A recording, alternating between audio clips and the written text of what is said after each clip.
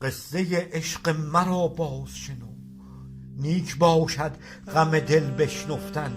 خون دل میخورم از هجرت یار، تا به کی راز نباید گفتن. سینه میسوزدم از درد فراق، چون توان در شب هجران خفتن. نک مرا خواب حرام است حرام، تا نهادند مرا عاشق نام. عشق را جز غم دل حاصل نیست، که در آن منزل هر کس باشد. سوختن آیت عشق است ولی، اندر این بادیه نه خس باشد.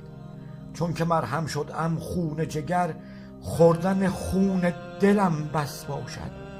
خون دل خوردن از آنم شده نک، مهر محبوب به جانم شده نک. جان و دل سوخته از فرقت یار، نیست این سوزش دل را مرهم.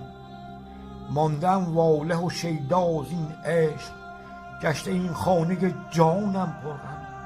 دردمندم ز غم دوری دل، نیست این جان و دلم را همدم. نک دل ریش مرا مرهم نیست، جان غمگین مرا همدم نیست. روز و شب از غم آن سرو بلند، چون سحابی به بهاران هستم.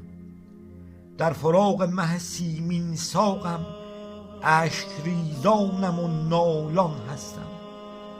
همدم گریم و اندوهم، چون در اندیشه جانان هستم.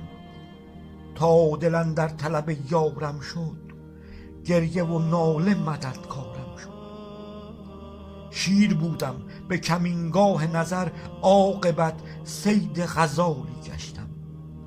در ره وصل دلارام عزیز، دل و جان از کف و در ره هشتم. از غم دوری آن ماه سیام، چون هلالی شده اینک پشتم. آریاری به کمینگاه نظر، گشتم اندر دل صد دام و خطر. چون که دادم دل خود بر مه عشق، نام خود نیز فراموشم شد. در ره وصل نگار از حرمان، باده جام بلا نوشم شد. من غلامی شدم از فرط وفا، حلقه عشق چو در گوشم شد. پس نوشتم که تو آن را خوانی، زان تو فرجام محبت